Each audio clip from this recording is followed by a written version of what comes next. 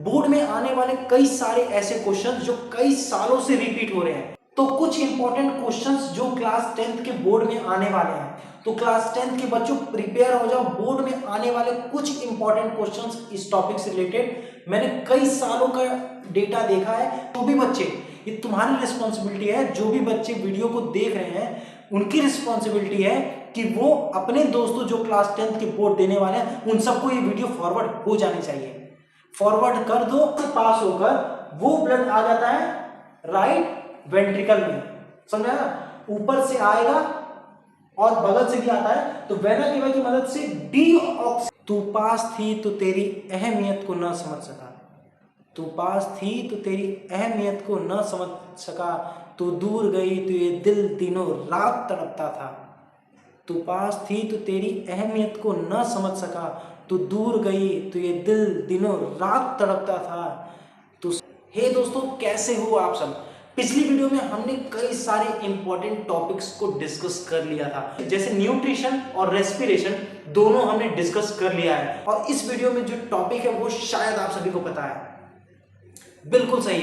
इस वीडियो में हम स्टार्ट करने वाले हैं हमारा नया टॉपिक जो है ट्रांसपोर्टेशन। बोर्ड में आने वाले कई सारे ऐसे क्वेश्चन जो कई सालों से रिपीट हो रहे हैं, तो हर एक टॉपिक के एंड में मैं बोर्ड से रिलेटेड वो क्वेश्चंस आप सभी को बताता रहूंगा, तो इसलिए वीडियो को स्किप मत करना। तो चलो बिना किसी देरी के वीडियो को स्टार्ट करते हैं। वीडियो स्टार्ट करने से पहले वीडियो को लाइक और नीचे सब्सक्राइब बटन पे जरूर क्लिक कर दो, और साथ में जितना ज्यादा हो सके वीडियो को शेयर कर दो अपने दोस्तों को जो 10th के बोर्ड एग्जाम देने वाले हैं, ताकि उनको भी ये टॉपिक और बोर्ड के इंपॉर्टेंट क्वेश्चंस पता चल जाए। तो वीडियो को जितना ज्यादा हो सके शेयर कर दो। ट्रांसपोर्टेशन टॉपिक को स्टार्ट करने से पहले उसकी डेफिनेशन को समझ लेते हैं। Transportation is a process by which the useful materials like food, oxygen, water are transported from one part of the body to another, and also the waste product is removed from the body। मतलब समझा रहा है, चलो simple समझा रहे हैं। देखो, transportation एक ऐसा प्रोसेस है जिसमें हमारी बॉडी को कई एसेंशियल चीजों की जरूरत पड़ती है, ठीक है। तो उन सारी चीजें एक जगह तो बनती नहीं है। तो हमारी बॉडी, जैसे मान लो ऑक्सीजन की बात है, तो ऑक्सीजन हम नाक से इनहेल करते हैं, पर हमारी बॉडी के हर एक सेल्स को ऑक्सीजन की जरूरत है। तो पैर तक ऑक्सीजन कैसे पहुंचेगा? तो एक जगह से दूसरी जगह चीजों को पहुंचाना ही ट्रांसपोर्टेशन होता है। सो सिंपली समझो दैट ट्रांसपोर्टेशन एक ऐसा प्रोसेस है जिसमें हमारी बॉडी की रिक्वायरमेंट वाली चीज जैसे वाटर, ऑक्सीजन, फूड, ये हमारी बॉडी के एक पार्ट से दूसरी पार्ट तक पहुंचती है, समझ में आ रहा है। और इसी प्रोसेस की मदद से जो वेस्ट प्रोडक्ट है हमारी बॉडी का, वो सब भी रिमूव होता है। क्लियर होना? डेफिनेशन कितना आसान है। तो उसके बाद का टॉपिक है नीड ऑफ ट्रांसपोर्टेशन। देखो, ट्रांसपोर्टेशन की क्यों जरूरत पड़ती है हमारी बॉडी को, मतलब एक बॉडी के एक पार्ट से दूसरी पार्ट तक चीजों को पहुंचाना क्यों जरूरी है, ये समझने के लिए सबसे पहला देखो, सबसे पहली नीड है फॉर ग्रोथ ऑफ बॉडी। अगर क्वेश्चन पूछ ले कि ठीक है ट्रांसपोर्टेशन आप बोल रहे हो, एक जगह से दूसरी जगह चीजों को ट्रांसफर करना, मींस फूड, ऑक्सीजन और जो भी एसेंशियल रिक्वायरमेंट्स हैं, बट ये जरूरी क्यों है? तो उसकी नीड का पहला क्या है? For the growth of body. हमारी बॉडी की ग्रोथ के लिए, देखो हमारी बॉडी की ग्रोथ के लिए कई सारे मिनरल्स और विटामिन की जरूरत पड़ती है। तो वो सारे विटामिन मिनरल्स हमें कैसे मिलेंगे? तो ब्लड के थ्रू मिलेंगे।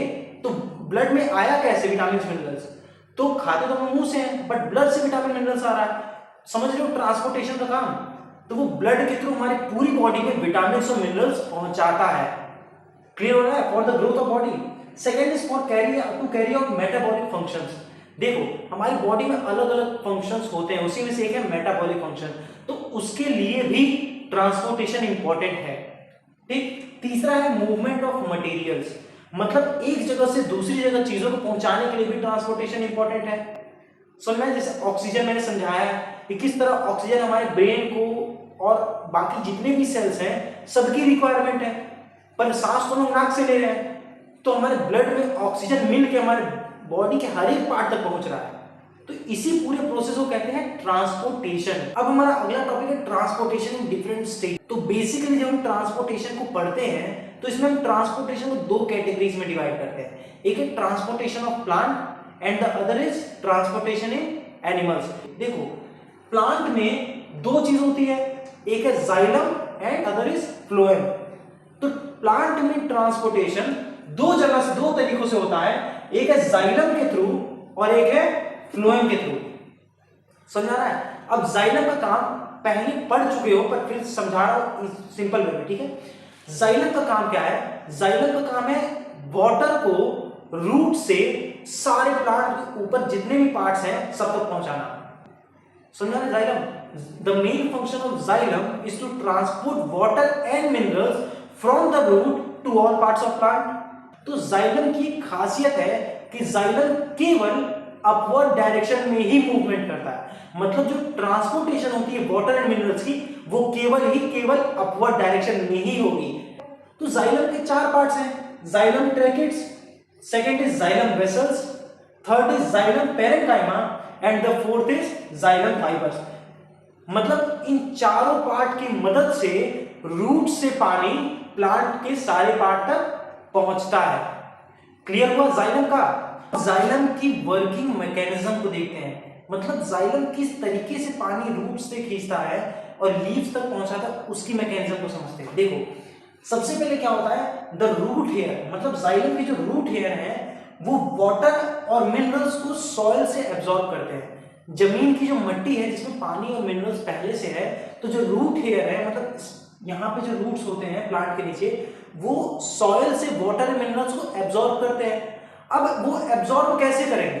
मतलब किसी चीज को खींचने के लिए एक शक्ति की जरूरत है, तो रूट्स में ऐसी कौन सी शक्ति आ जाती है कि वो वाटर मिनरल्स को सॉइल से खींच लेता है? तो उस पावर का नाम है ऑस्मोसिस। ऑस्मोसिस को सबसे पहले उसकी डेफिनेशन से समझो। Osmosis is a process by which the substance moves from the higher concentration to lower concentration. कोई भी सब्सटेंस हायर कॉन्सेंट्रेशन से लोअर कॉन्सेंट्रेशन पे जाता है through a semi permeable membrane, then it is called osmosis. मान लो पानी की टंकी है, टंकी में से पानी ऊपर से नीचे ही आता है ना। अगर पानी की टंकी को नीचे रख देंगे तो क्या पानी नीचे से ऊपर चला जाएगा? नहीं जाएगा। तो टंकी से पानी नीचे की तरफ आ रहा है, तो हायर कॉन्सेंट्रेशन से कोई भी चीज नीचे की तरफ लोअर कॉन्सेंट्रेशन में आ रही है ना। और जिस टोटी से पानी निकलता है वहां पे फिल्टर लगी होती है, समझो वो फिल्टर एक सेमी परमेबल मेम्ब्रेन है। समझ में आया? तो वो फिल्टर क्या करता है, पानी की अंदर की इंप्योरिटीज को पीछे कर देता है और साफ पानी को नीचे गिराता है। तो सिमिलरली रूट्स भी काम करता है, वो नीचे से पानी खींचता है और एक हायर कॉन्सेंट्रेशन से लोअर कॉन्सेंट्रेशन में चीज आती है, वो फिल्टर काम करता है सेमी परमेबल मेम्ब्रेन का, जिसकी वजह से पानी फिल्टर होके बाहर निकलता है। दूसरा क्या है, the water passes from the cell to cell in the root cortex. यहां रूट से सॉइल से पानी खींचा, अब हर एक सेल से सेल तक पानी मूव करेगा, इसी को कहते हैं रूट कॉर्टेक्स। कॉर्टेक्स मतलब इस पॉइंट पे जहां पर स्टेम और रूट जुड़ती है उसी को हम कॉर्टेक्स पॉइंट कहते हैं। ठीक है, तो पानी क्या होगा, यहां से रूट से आएगा रूट कॉर्टेक्स तक पहुंच गया, सेल टू सेल एब्जॉर्ब हुआ, रूट कॉर्टेक्स तक पहुंच गया। अब रूट कॉर्टेक्स तक पहुंचने के बाद तीसरा क्या, it enters the xylem vessel and moves upward due to transpirational pull. मतलब रूट कॉर्टेक्स तक आने के बाद अब वाटर एंड मिनरल्स वो यहां पे आने के बाद ऊपर की तरफ आते हैं जाइलम वेसल्स में, और प्लांट के हर एक लीव्स या हर एक पार्ट तक पानी को और मिनरल्स को पहुंचाते हैं। और वो किसकी मदद से होता है, उसको कहते हैं ट्रांसपिरेशनल पुल। तो चलो अब ट्रांसपिरेशन को अच्छे से समझ लो। देखो ट्रांसपिरेशन क्या है, transpiration is a process by which the water vapour is lost from the leaves. अब देखो इसको और सिंपली समझो, तो जो भी एरियल पार्ट्स ऑफ प्लांट है उससे जो वाटर वेपर की तरफ लॉस्ट होता है उसी को हम लोग कहते हैं ट्रांसपिरेशन। उस पूरे प्रोसेस को हम लोग कहते हैं transpiration, and it mainly happens through stomata on leaves. समझ में आया ट्रांसपिरेशन क्या है? मान लो ये लीव्स है और लीव्स सन की ओर फेस किया है, सन की रेस पड़ने की वजह से जो पानी अंदर प्रेजेंट है लीफ के अंदर वो सारा पानी गर्म होगा, और गर्म होने के बाद वो पानी वेपर के फॉर्म में ऊपर की तरफ निकलेगा। जब लीफ से वाटर इवेपोरेट हो गया तब लीव्स में वाटर की कमी हुई। जब गला सूखता है तो क्या करते हो, पानी पीते हो, पर गला सूखेगा तो पानी नहीं पियोगे। तो सिमिलरली वो पहले पानी भरा था तो ये एक्सेस पानी नीचे से नहीं लेगा, पर अब जब पानी इवेपोरेट हो गया तो इसके पास पानी की कमी हो गई, और यहां पर वाटर कॉन्सेंट्रेशन क्या हो गया, लो हो गया। अब जब वाटर का कॉन्सेंट्रेशन लो हो गया तो ये नीचे से पानी की रिक्वायरमेंट के लिए ऊपर की तरफ पानी मांगेगा, तो डिफ्यूजन प्रोसेस की मदद से पानी नीचे से ऊपर की तरफ आएगा और इस लीव्स में वापस पानी भर जाएगा। अब ये ट्रांसपिरेशन होता क्यों है, आखिर क्या कारण है ट्रांसपिरेशन का, और ट्रांसपिरेशन होने की वजह से क्या होगा। देखो सबसे पहले transpiration helps in cooling of the plant. समझ में आ रहा है कूलिंग कैसे, समझो। ये मान लो लीव्स है, यहां सनलाइट पड़ी तो ये चीज गर्म हो गई हद से ज्यादा। अब गर्म होने के बाद जब पानी यहां से इवेपोरेट हो जाएगा तो जगह खाली रहेगी, और जब पानी नीचे से आएगा तो रूट से कोई भी पानी कौन सी आती है, सॉरी रूट से पानी ठंडी आती है, और ठंडा पानी जब इस लीव्स में आएगा तो ये क्या होगा, प्लांट्स को कूल कर देगा। क्लियर हो रहा है। तो how it helps in the cooling of the plant. अब नेक्स्ट पे देखो, it creates a suction pressure for the upward movement of water, कि जब रूट्स लीव्स में से पानी निकल जाएगा तो ये नीचे की तरफ से पानी खींचेगा खिंचाव के रूप में, and that helps in the upward movement of water. ठीक है। Third is it removes the excess water. कभी कभी लीव्स में ये भी हो जाता है कि वाटर नीचे से ज्यादा आ जाए, तो ज्यादा आएगा तो जाएगा कहाँ, तो ये जो ट्रांसपिरेशन यानी जो वाटर सरफेस से वाटर लॉस होगा, इसकी वजह से वो पानी का लेवल मेंटेन रहेगा, न ज्यादा होगा ना कम होगा। कम होगा तो नीचे से सक करके ले लेगा। तो अभी तक हम लोग केवल जाइलम के बारे में बात कर रहे थे, बट अब हम लोग बात करेंगे फ्लोएम के बारे में। देखो फ्लोएम क्या करता है, जिस हमने कहा ना प्लांट में दो ट्रांसपोर्ट सिस्टम चलता है, एक है जाइलम और दूसरा है फ्लोएम। तो जाइलम का काम था वाटर एंड मिनरल्स को रूट से ऑल पार्ट तक पहुंचाना। फ्लोएम का काम क्या है, that it transports food from leaves to all part of plant. देखो प्लांट में खाना कहां बनता है, प्लांट में फोटोसिंथेसिस कहां आकर होती है, लीव्स में आकर होता है ना फोटोसिंथेसिस, मतलब प्लांट अपना खाना फोटोसिंथेसिस में ही बनाता है। उस लीव से जो फूड बना वो फूड प्लांट को हर एक पार्ट को चाहिए। रूट्स को भी एनर्जी की रिक्वायरमेंट है, तो रूट्स को एनर्जी कहां से मिलेगी, तो जो प्लांट के जो लीव्स थे और लीव्स में जो फूड बना था वो फूड हर एक पार्ट तक पहुंचना चाहिए। फ्लोएम हेल्प करता है ट्रांसपोर्टेशन ऑफ फूड में। तो it poses downward movement. Phloem downward और अपवर्ड, देखिए थोड़ा सा मिस्टेक हो गया है, फ्लोएम डाउनवर्ड और अपवर्ड दोनों मूवमेंट करता है। मतलब फ्लोएम फूड को न केवल डाउनवर्ड बल्कि अपवर्ड मूवमेंट भी करेगा। अब ये समझना है कि फ्लोएम आखिर ट्रांसफर क्या करता है, फूड किस फॉर्म में ट्रांसफर करेगा। तो सिंपल क्या है, that it transport sucrose from leaves to all part of plant. मतलब जो प्लांट में जो फूड यानी लीव्स में जो फूड बना है वो फूड सुक्रोज के फॉर्म में लीव्स के हर एक पार्ट तक यानी प्लांट के हर एक पार्ट तक पहुंचता है। क्लियर हो रहा है। अब इसी प्रोसेस को हम लोग कहते हैं ट्रांसलोकेशन। मतलब एक ऐसा प्रोसेस जिसमें सब्सटेंस अपवर्ड और डाउनवर्ड दोनों मूवमेंट करता है, उसी प्रोसेस को कहते हैं ट्रांसलोकेशन। क्लियर हो गया। अब बात करते हैं टाइप्स ऑफ फ्लोएम की। फ्लोएम के आखिर टाइप्स कितने हैं, तो देखो फ्लोएम के 4 टाइप होते हैं। पहला है सीड ट्यूब्स, ठीक, दूसरा है कंपेनियन सेल्स, तीसरा है phloem parenchyma, and the fourth is phloem fibres. इन सब के बारे में डिटेल में इसलिए नहीं बता रहा हूं क्योंकि ये डिटेल में बोर्ड में नहीं पूछने वाला है, तो हम लोग जो काम कर रहे हैं वो बोर्ड के अकॉर्डिंग ही कर रहे हैं। ठीक है। तो अब हमारा अगला टॉपिक है ट्रांसपोर्टेशन इन ह्यूमन बीइंग्स। हमारे बॉडी में भी ट्रांसपोर्टेशन होता है, तो हमारी बॉडी में क्या ऐसी चीजें जो एक जगह से दूसरी जगह पहुंचानी पड़ती है। अभी मैंने ऑक्सीजन के बारे में बताया था आपको पहले, ठीक है। तो देखो हमारे human beings, as a human beings, हमारी जो सर्कुलेटरी सिस्टम है वो इतनी वेल डेवलप्ड है कि वो ट्रांसपोर्टेशन अपने आप कर देती है। मतलब ह्यूमन बीइंग्स की जो सर्कुलेटरी सिस्टम है that is well developed to transport materials from one part of body to another. तो इस टॉपिक के अंदर हम लोग को कौन कौन सी ह्यूमंस में ऐसी कौन कौन सी चीजें हैं जो ट्रांसपोर्ट करती हैं, ऐसे कौन कौन से ऑर्गन्स हैं उसके बारे में हम लोग को पढ़ना है। ठीक। तो द ह्यूमन सर्कुलेटरी सिस्टम में, तो हमारी सर्कुलेटरी सिस्टम में ऐसी कौन कौन सी चीजें हैं जो ट्रांसपोर्टेशन में हेल्प करती हैं, तो वो 3 चीजें हैं। पहला है हार्ट, हमारा जो दिल है। The heart act as a pump. Pump समझ में आ रहा है, कभी वो पंप चलाया है, हैंड पाइप चलाई है, तो उसमें जब हम चीजों को प्रेस करते हैं तब क्या होता है, पाइप को नीचे प्रेस करो तब क्या होगा, पानी तेजी से नीचे गिरता है। सिमिलरली जो हमारा हार्ट है वो जब पंप करेगा तो इसका मतलब है वो ब्लड जो भी कुछ स्टोर किया होगा वो तेजी से ऊपर फेंकेगा। समझ में आ रहा है? तो हार्ट का काम क्या, it act as a pump. फिर ब्लड, जो हमारा ब्लड है that is a transport medium. Medium मतलब वो जितनी भी एसेंशियल रिक्वायरमेंट्स है बॉडी की, मिनरल्स, आयरन, सल्फर, ऑक्सीजन, जो भी चीजें हैं वो ब्लड के थ्रू ही हमारे पूरी बॉडी में पहुंचता है। तो the blood act as a transport medium. तीसरा क्या है, तीसरा है ब्लड वेसल्स।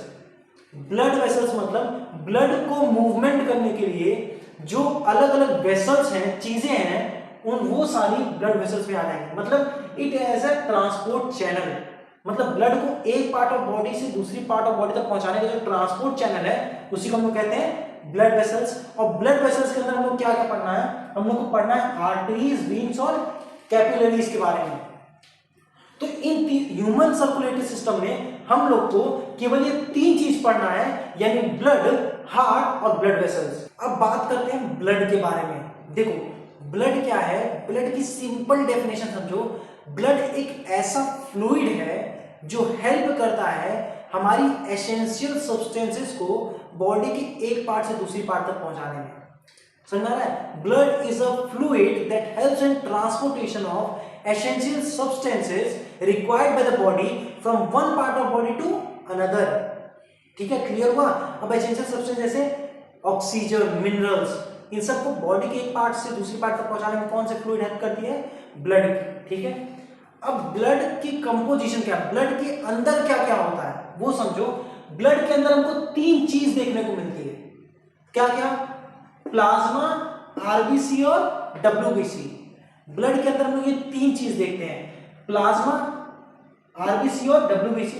प्लाज्मा क्या है? प्लाज्मा एक ऐसा फ्लूइड है जो न्यूट्रिएंट्स और वेस्ट को कैरी करता है। मींस ब्लड के अंदर तीन चीज पढ़े, प्लाज्मा, आरबीसी और डब्ल्यूबीसी। प्लाज्मा मतलब एक ऐसा fluid that carries nutrients and waste from one part of the body to another. Clear हो रहा है? प्लाज्मा क्या कैरी करता है? न्यूट्रिएंट्स और वेस्ट को। अब अगला क्या है? अगला है आरबीसी। दूसरा है आरबीसी। आरबीसी के बारे में शायद जान लोगे। आरबीसी का फुल फॉर्म होता है रेड ब्लड सेल। अब रेड ब्लड सेल क्या कंटेन करता है? याद करना, पिछली वीडियो जो लोग देख के आए हो तो मैंने आरबीसी के बारे में कुछ वहां भी बताया था। क्या बताया था? सुनो, देखो आरबीसी कंटेन करता है हीमोग्लोबिन। समझ में आ रहा है? क्या कंटेन करता है? हीमोग्लोबिन। और मैंने बताया था कि हीमोग्लोबिन एक बॉक्स लाइक स्ट्रक्चर है जो क्या करता है, ऑक्सीजन को अपने अंदर दबा लेता है या स्टोर कर लेता है। समझ में आया? तो RBC contains haemoglobin that carries oxygen. Nutrients और वेस्ट को कैरी करने का काम प्लाज्मा कर रहा है, ऑक्सीजन को कैरी करने का काम कौन कर रहा है? आरबीसी। तीसरा कंपोनेंट है डब्ल्यूबीसी। डब्ल्यूबीसी को हम लोग कहते हैं white blood cell. White blood cell का काम क्या है? It contains platelets that helps in blood clotting and also fight infection. क्या कंटेन करता है डब्ल्यूबीसी? डब्ल्यूबीसी कंटेन करता है प्लेटलेट्स को। प्लेटलेट्स का नाम सुना है कभी? प्लेटलेट्स ही हमारी बॉडी में, जो मान लो हाथ कट दिया, ठीक है, ब्लेड से हाथ कट दिया, अब खून बहने लगता है, तो कुछ समय बाद देखोगे खून अपने आप रुक जाएगा। कुछ ऐसा लेयर टाइप की बन जाती है, रेड रेड कलर की। वो किसकी मदद से बनती है? वो बनती है प्लेटलेट्स की मदद से। ये हेल्प करता है ब्लड को क्लॉट होने में। और व्हाइट ब्लड सेल का एक और काम है जो सबसे इंपॉर्टेंट है। वो काम क्या है? White blood cells helps in fighting infections and diseases. समझ में आ रहा है? White blood cell contain platelets as well as it helps in fighting infection and diseases. जितनी बीमारियां हम लोग को होती हैं अलग अलग, उन सबसे लड़ने की ताकत हमको व्हाइट ब्लड सेल्स देता है। अब समझते हैं फंक्शंस ऑफ ब्लड को। ब्लड की क्या क्या फंक्शन है?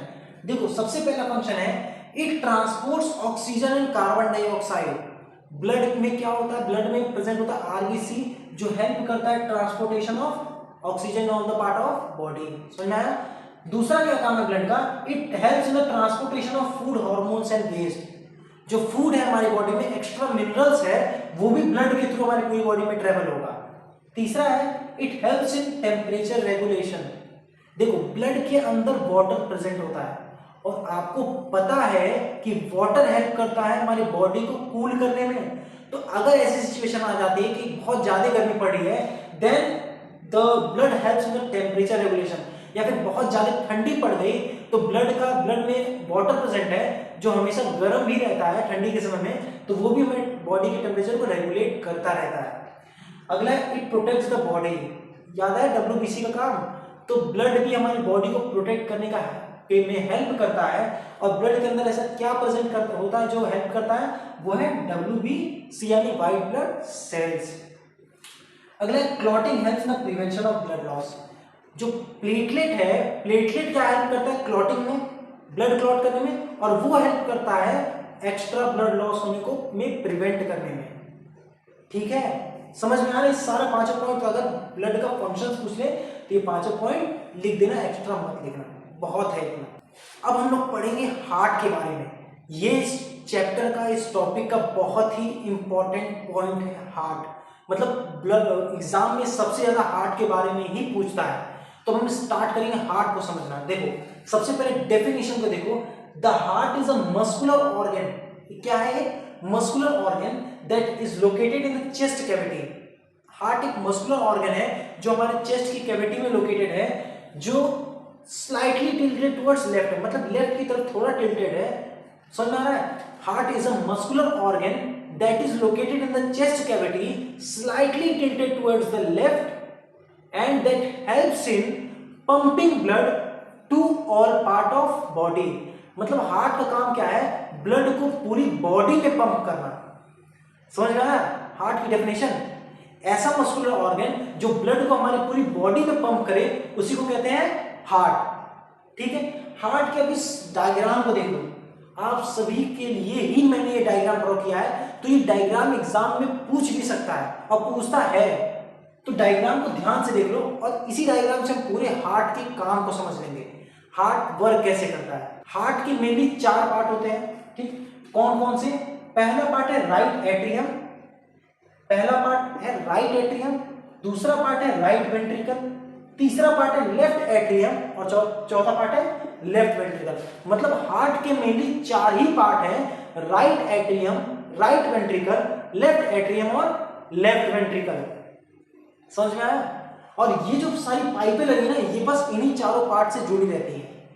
तो अब पूरी वर्किंग को समझते हैं, होता कैसे और हार्ट कैसे ब्लड को पंप करता है। पूरी वर्किंग को इस डायग्राम से हम समझ रहे हैं। देखो हार्ट के मेनली 4 पार्ट है, right atrium, right ventricle, left atrium और लेफ्ट वेंट्रिकल। अब समझो होता क्या है, ये जो हमारा राइट एट्रियम है, ये क्या करता है, वेना केवा एक पाइप है, वेना केवा की मदद से हमारी बॉडी में जो डीऑक्सीजनेटेड ब्लड है, मतलब वो ब्लड जिसमें ऑक्सीजन नहीं मिला हुआ है, तो वेना केवा की मदद से वो ब्लड राइट एट्रियम में आता है।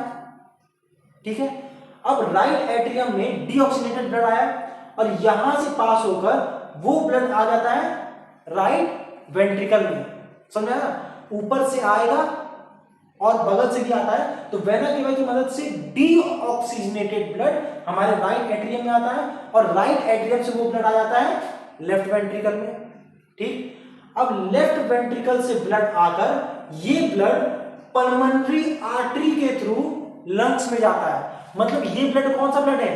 Deoxygenated blood. तो जो वेना केवा की मदद से अंदर आया था राइट एट्रियम में, और राइट एट्रियम से आया था राइट वेंट्रिकल, और राइट वेंट्रिकल से ये ब्लड कहां जाता है? Pulmonary artery. पल्मोनरी आर्टरी की मदद से ये ब्लड जाता है हमारे लंग्स में। समझा? और लंग्स में मैंने बताया था कि जो एल्वियोली होती है, याद करना पिछले वाले चैप्टर को, पिछले वाले वीडियो को देख लेना, उसमें मैंने बताया है एल्वियोली के पास ये ब्लड रहता है और ब्लड में प्रेजेंट होता है हीमोग्लोबिन। जो हीमोग्लोबिन ऐसे डब्बे की तरह खुला रहता है, तो जैसे ही एल्वियोली के पास ऑक्सीजन आया तुरंत ही उसको ट्रैप कर लेगा। तो ये डीऑक्सीजनेटेड ब्लड पल्मोनरी आर्टरी के थ्रू लंग्स में जाता है। ठीक, अब लंग्स में कुछ जो मैंने प्रोसेस बताया, उस प्रोसेस से लंग्स में ब्लड में हमारे ऑक्सीजन मिल गया। अब क्या होगा? ब्लड में तो ऑक्सीजन मिल गया, अब क्या होगा? हमारी वो जो ऑक्सीजन है वो पल्मोनरी वेन्स, किसके थ्रू? पल्मोनरी वेन्स के थ्रू जो ऑक्सीजनेटेड ब्लड, जो लंग्स में ऑक्सीजनेटेड हो गया है, वो ब्लड पल्मोनरी वीन्स के थ्रू हमारे लेफ्ट एट्रियम में आ जाएगा, यानी हार्ट के लेफ्ट वाले पार्ट में वो पल्मोनरी वीन्स के थ्रू ऑक्सीजनेटेड ब्लड जो लंग से आ रहा है वो यहाँ पे आ गया। ठीक, अब लेफ्ट एट्रियम से पास होकर वो ब्लड चला जाएगा लेफ्ट वेंट्रिकल में, और लेफ्ट वेंट्रिकल में जाने के बाद ये ब्लड यहां से चला जाएगा आयोटा के पास, मतलब लेफ्ट वेंट्रिकल से वो ब्लड पंप होगा और पंप होके आयोटा जाएगा और आयोटा से पूरी बॉडी में फैल जाएगा। वर्किंग समझ रहे हो? मतलब समझना, जो राइट वाला पार्ट है, हमारा राइट पार्ट है जो हार्ट का, उसका काम क्या है? केवल ऑक्सीजनेटेड ब्लड के साथ काम करना, ठीक, और सॉरी डीऑक्सीजनेटेड ब्लड के साथ काम करना, और जो हमारा लेफ्ट पार्ट है वो केवल ऑक्सीजनेटेड ब्लड के साथ काम कर रहा है। पूरी वर्किंग समझ में आ रही है? और यहां लिखा भी और फिर से देख भी लो, राइट एट्रियम, जो राइट चार पार्ट है, right atrium, right ventricle, left atrium, left ventricle. तो राइट एट्रियम क्या करता है? It carries the deoxygenated blood that is received from the body. जो ऊपर से पूरी बॉडी से वेना केवा के पाइप के रास्ते जो डीऑक्सीजनेटेड ब्लड है वो राइट एट्रियम में आ गया, और राइट एट्रियम से कहां जाएगा? राइट वेंट्रिकल में। देखो राइट वेंट्रिकल का, right ventricle, the deoxygenated blood is pumped to lungs. तो जो डीऑक्सीजनेटेड ब्लड वेना केवा से आया था वो अब लंग्स में पंप हो जाएगा, किसकी मदद से? Through a pulmonary artery. Pulmonary artery की मदद से वो लंग्स में पंप हो गया। अब लेफ्ट एट्रियम, पल्मोन जो ऑक्सीजनेटेड ब्लड था अब पल्मोनरी वीन के थ्रू आ जाएगा लेफ्ट एट्रियम में। तो left atrium it receive the oxygenated blood from the lungs, lungs से ऑक्सीजनेटेड ब्लड को सबसे पहले रिसीव करता है left atrium through pulmonary veins. Pulmonary veins pipe है। अब अगला है लेफ्ट वेंट्रिकल, यानी ये वाला पार्ट। तो लेफ्ट वेंट्रिकल काम क्या है? It pumps the deoxygenated blood, sorry it pumps the oxygenated blood to body. मतलब हमारी पूरी बॉडी में जो ऑक्सीजनेटेड ब्लड पहुंचाता है वो है लेफ्ट वेंट्रिकल, और किसके थ्रू? आयोटा के थ्रू। पूरा मैकेनिज्म यानी हार्ट की वर्किंग क्लियर होगी। एक्स्ट्रा कुछ नहीं है हार्ट के डायग्राम में, इतना ही सिंपल है हार्ट की पंपिंग। बहुत पहले मैंने एक शायरी छोटी सी लिखी थी, इसी हार्ट की टॉपिक चली तो उससे रिलेटेड बता रहा हूँ कि तू पास थी तो तेरी अहमियत को न समझ सका, तू पास थी तो तेरी अहमियत को न समझ सका, तू दूर गई तो ये दिल दिनों रात तड़पता था। तू पास थी तो तेरी अहमियत को न समझ सका, तू दूर गई तो ये दिल दिनों रात तड़पता था। तू सोचती रही कि मैं बेवफा सा हूँ, तू सोचती रही मैं बेवफा सा हूँ, पर सच मान ये दिल बस तेरे लिए ही धड़कता था। पर ये दिल किसी के लिए नहीं धड़कता है। तो समझ में आया? ये पूरे इतने सब कॉज पढ़ा है तो ये सब क्या है? पढ़ाई कहाँ रिलेट करी है? ये शायरी और इस कोड की दुनिया अलग है, ठीक है? ये दिल किसी के लिए नहीं धड़कता है। देखो हमारी हार्ट बीट की काउंट 72 बार पर मिनट है, तो समझ में आ रहा है? तो ये किसी के लिए मतलब ये नहीं, वो तो दुनिया अलग हो गई। समझ में आ रहा है? ये दिल अपने आप धड़कता है। क्लियर हुआ? तो चलो इसी को अगले टॉपिक पे चलते हैं। इंपॉर्टेंट टॉपिक जो छूट गया था डिस्कशन के लिए, देखो हार्ट की जो इंपॉर्टेंट टॉपिक है वो वॉल्व्स, ठीक है? वॉल्व्स से भी बहुत ज्यादा इंपॉर्टेंट है हार्ट में। वॉल्व्स क्या होता है? Valves are the present between the chambers to prevent backflow of blood. Valves क्या होता है? ये जो हार्ट में जो वॉल्व्स यहाँ पे हो लोकेशन है उसकी, ठीक है? ये इस जगह, इस जगह, इस जगह, मतलब 3-4 वॉल्व्स हैं। वॉल्व्स क्यों होते हैं? उसका साफ रीजन है to prevent the backflow of blood. मतलब ब्लड अगर ऊपर से आ रहा है नीचे तो ये वापस नीचे से ऊपर ना जाए, तो उसकी बैकफ्लो ना हो। अगर ये ब्लड वेना कवा में राइट एट्रियम से यहाँ पे आ रहा है तो ऐसा हो जाए कि ये ब्लड ज्यादा होने से वापस रास्ते वापस ना आए।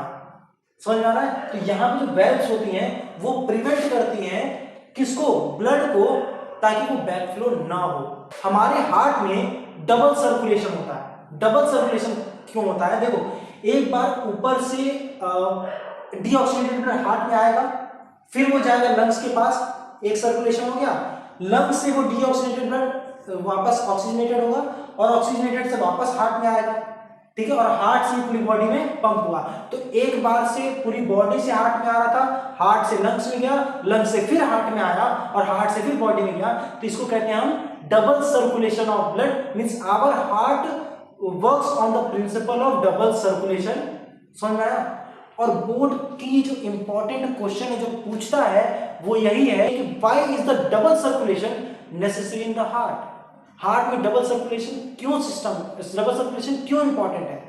तो समझना है, अगर डबल सर्कुलेशन नहीं होगा तो डीऑक्सीजनेटेड ब्लड ऑक्सीजनेटेड होगा ही नहीं और लंग्स का इंटरफेरेंस खत्म हो जाएगा, तो मतलब ऑक्सीजनेटेड होगा नहीं, तो हार्ट के रहने का मतलब नहीं हुआ।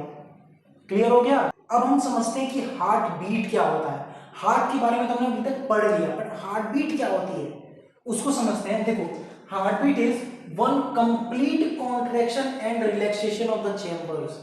मतलब जो हार्ट के चेंबर्स हैं उनका कॉन्ट्रैक्ट होना और रिलैक्स होना, उस one complete contraction and relaxation of the heart chambers, उसी को हम लोग हार्ट बीट कहते हैं।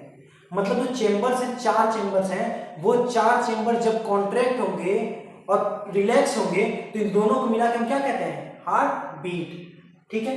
अब हार्ट बीट के बारे में बताएं कि हमारा heart 72 times in a minute में, 1 मिनट में 72 बार ब्लड को पंप करता है। वन कंप्लीट कॉन्ट्रैक्शन रिलैक्सेशन, इसको एक हार्ट बीट कहते हैं। और हमारा हार्ट 72 टाइम यानी 72 हार्ट बीट्स, जो ऐसे हार्ट बीट होता है ना, तो 72 हार्ट बीट्स वो 1 मिनट में तय करता है। ठीक है। अब जो हमारी हार्ट बीट को कंट्रोल कौन करता है, it is control by the sino arterial node, जिसको हम ऐसे नोड भी कहते हैं, जो हमारे एक नेचुरल पेस मेकर है, जो कंट्रोल करता है कि हमारा हार्ट बीट कितनी बार पंप हुआ, हमारा हार्ट कितनी बार ब्लड को पंप करेगा, हार्ट बीट 1 मिनट में कितनी बार होगी, तो उसको कहते हैं साइनो एट्रियल नोड। ये क्वेश्चन पूछता है एग्जाम में कि ये बताओ कि हमारे हार्ट बीट को कौन कंट्रोल करता है। दैट्स अ सिंपल आंसर, हमारा हार्ट बीट कंट्रोल होता है साइनो आर्टरियल नोड से। क्लियर हो गया टॉपिक। फिर हार्ट बीट, हमारा heart beat does lub dub sound and is listened by stethoscope. Heart beat कौन सा साउंड करता है, heart beat lub dub. Heart beat जब सुनोगे ना स्टेथोस्कोप लगा के, तो लबडब लबडब लबडब लबडब की साउंड आवाज सुनाई देगी, तो लबडब लबडब लबडब लबडब की साउंड आवाज सुनाई देगी। तो लबडब है क्या उसको भी समझ लो। लब का मतलब होता है द क्लोजिंग ऑफ एंट्रियोवेंट्रिकुलर वॉल्स। लब नहीं है, लब है। क्या है, लब दूसरा कुछ हो गया, वो आप मुझसे ज्यादा आप सभी जानते हो। ये है लब के बारे में। लब का मतलब होता है क्लोजिंग ऑफ एंट्रियोवेंट्रिकुलर वॉल्स, मतलब जो आर्ट्रियम और जो वेंट्रिकल्स है ना, उसके बीच में जो वॉल्स हैं वो जब क्लोज होते हैं, उसकी वजह से लब की साउंड आती है। बताया ना, एट्रियम में ब्लड आता है, तो एट्रियम और वेंट्रिकुलर जब ये क्लोज होगा वॉल, तो उससे लब का साउंड आएगा। और ये जो दूसरा साउंड है डब का, ये कब आता है, जब सेमिलुनर वॉल्स क्लोज होते हैं, मतलब आर्टरीज के, जो आर्टरीज से ब्लड आ रहा है वो वॉल जब क्लोज होगा उसकी डब की साउंड आएगी। तो ब्लड एक बार अंदर आया, लब ऊपर गया, डब, लब डब, लब डब होते हैं, मतलब आर्टरीज के, जो आर्टरीज से ब्लड आ रहा है वो वॉल जब क्लोज होगा उसकी डब की साउंड आएगी। तो ब्लड एक बार अंदर आया, लब ऊपर गया, डब, लब डब, लब डब। समझ आया ब्लड कैसे साउंड करता है, लब डब लब डब। ठीक है। अब पल्स क्या होते हैं, हमारा नेक्स्ट टॉपिक है पल्स। पल्स का मतलब क्या है, pulse means the expansion of the arteries each time the heart pumps blood. Her bar heart pump जब ब्लड पंप करता है तो जो आर्टरीज एक्सपेंड करते हैं उसी को हम लोग पल्स करते हैं। मतलब expansion and contraction of the heart beat is called pulse. जब लोग यहां मिलाते हैं means expansion and contraction of arteries कितनी बार हो रही है, और it is indicated as heart beat. इसी पल्स को यानी आर्टरीज के वॉल्स को ओपन होना और क्लोज होना, जिसको हम यहां से मेजर करते हैं, उसी को हम लोग कहते हैं हार्ट बीट। अब अगला टॉपिक है ब्लड वेसल्स। ठीक है। ब्लड वेसल्स के बारे में पहले डिस्कस किया था कि ब्लड वेसल्स में 3 कैटेगरी पढ़नी थी, ए बी सी, यानी आर्टरीज, वीन्स और कैपिलरीज। तो चलो इसको एक एक करके देखते हैं। आर्टरीज क्या होता है, पहले इसकी डेफिनेशन को देखो। Arteries, it is a thick elastic that carry blood to all body parts.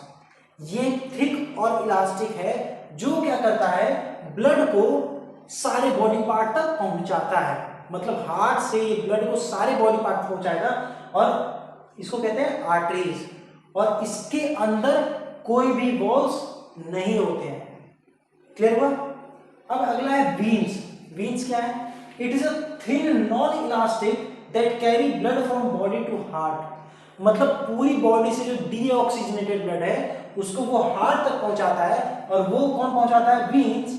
और समझने वाली बात क्या है, वीन्स के पास वॉल्स होते हैं, क्योंकि ये डीऑक्सीजनेटेड ब्लड पूरी बॉडी से हमारे हार्ट तक पहुंचाएगा। ठीक है। अगला है कैपिलरीज। कैपिलरीज क्या है? It helps in connecting arteries and veins that enables site of exchange that is thin. मतलब ये हेल्प करता है आर्टरीज और वेन्स के कनेक्शन में। समझिए आर्टरीज और वेन्स हैं, दोनों कनेक्शन में हेल्प करेगा, जहां से exchange of blood take place होगा। मतलब ये कनेक्शन हुआ, यहां से ये ब्लड, यहां से ये ब्लड, यहां पे ये एक्सचेंज ऑफ ब्लड हो रहा है, और इसके अंदर भी कोई वॉल्स नहीं होते हैं। इतना समझ में आ गया?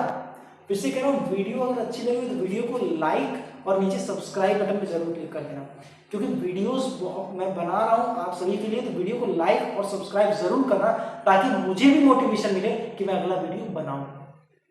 ठीक है। और इंपॉर्टेंट बात, कोई भी टॉपिक न समझ में आ रहा हो, कोई भी टॉपिक, तो उनसे पूछ लेना, कमेंट बॉक्स में आके कमेंट कर देना, मैं उस टॉपिक के लिए अगला वीडियो बना दूंगा, पूरा क्लियर कर दूंगा डाउट, बट बोर्ड में अच्छा मार्क्स लेके आना है। ठीक है। अब चलो नेक्स्ट टॉपिक पे चलते हैं। इसी टॉपिक से बहुत ही इंपॉर्टेंट क्वेश्चन जो एग्जाम में आता है, मतलब कई बार बोर्ड्स में पूछा गया है, तो अराउंड स्टार्टिंग के वीडियोस देखना, तो ये चौथा या पांचवा क्वेश्चन होगा जो मैं बता रहा हूं। तो ये क्वेश्चन क्या है? Why are the walls of the ventricles thicker than atria? मतलब हार्ट में वेंट्रिकल्स के वॉल्स ज्यादा मोटे क्यों होते हैं एज कंपेयर टू एट्रिया? इसका आंसर आप सब खोजना, नहीं मिलेगा तो वो भी कमेंट बॉक्स में डालकर मैं बता दूंगा, बट आज के लिए इसका आंसर खोजो। बहुत सिंपल क्वेश्चन, बोर्ड में ये क्वेश्चंस रिपीट हुए हैं, तो जो जो क्वेश्चन रिपीट कर मैं बार बार आपको बता रहा हूँ। ठीक है। अगला इंपॉर्टेंट टॉपिक जिसको हम डिस्कस करने वाले हैं वो है लिम्फ। देखो लिम्फ क्या होता है, पहले इसकी डेफिनेशन को देखो। It is a colourless fluid that is formed from the plasma which leaks out of capillaries. मतलब ये कलरलेस फ्लूइड है जो प्लाज्मा से बनता है, that is formed from plasma, और जो कैपिलरी से लीक आउट होता है। कैपिलरी से काम बताया था ना, जो कनेक्शन में हेल्प करेगा आर्टरीज वेन्स के, सिमिलरली। ठीक है। अब लिम्फ का मेन काम क्या है, फंक्शन क्या है? मतलब ये कैपिलरी से बच के निकल रहा है अगर, तो इसका फंक्शन क्या क्या होगा? तो इसका फंक्शन देख लो। Transports fats and fatty acids from intestine to blood. मतलब इंटेस्टाइन से जो फैट और फैटी एसिड्स है, मतलब जो हमने खाया है, जो बचा है फैट फैटी एसिड्स, वो ब्लड में ट्रांसपोर्ट कर देता है। ठीक है। अगला काम क्या है? It helps in immune responses. क्यों? क्योंकि इसके अंदर WBC है, और इम्यूनिटी यानी प्रोटेक्शन के लिए जो ये काम करता है, वो भी काम किसका है? लिम्फ का। अगला क्या है? It helps in the exchange of material between blood and tissues. तो ब्लड और टिश्यू में जो मटेरियल्स का एक्सचेंज हो रहा है वो भी हेल्प करता है लिम्फ में। तीनों काम समझ में आया? फैट और फैटी एसिड्स को ब्लड में ट्रांसफर करना, इम्यून रिस्पॉन्स करना, और तीसरा exchange of material between blood and tissues. Exam में अगर लिम्फ के बारे में पूछ ले, इतना लिख दो कि बहुत है, एक्स्ट्रा लिखने की जरूरत नहीं है, सब बोर्ड के अकॉर्डिंग ही चल रहा है। अगला है ब्लड प्रेशर। ब्लड प्रेशर क्या होता है?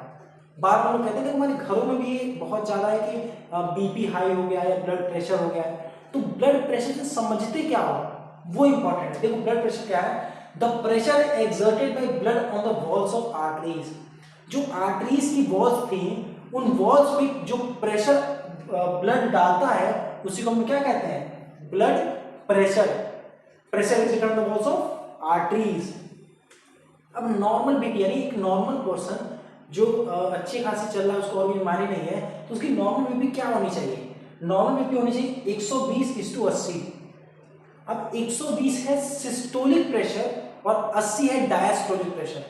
120/80 millimetre hertz, sorry millimetre HG। ठीक है। अब सिस्टोलिक प्रेशर क्या होता है? सिस्टोलिक डायस्टोलिक का वर्ड अगर बोल दिए तो मतलब क्या है उसका वो समझो।